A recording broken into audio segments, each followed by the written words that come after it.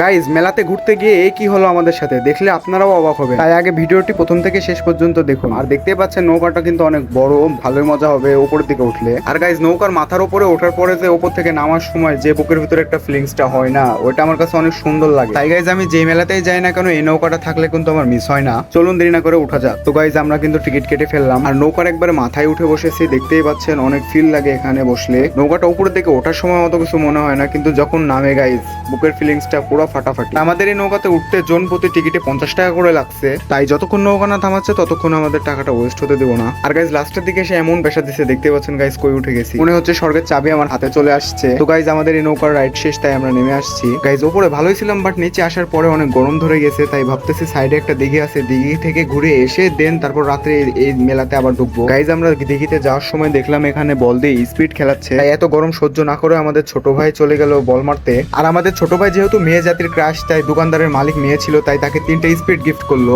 আসলে আমাদের সাথে কি হয়েছিল দেখতে পরের পার্টের জন্য অপেক্ষা করুন।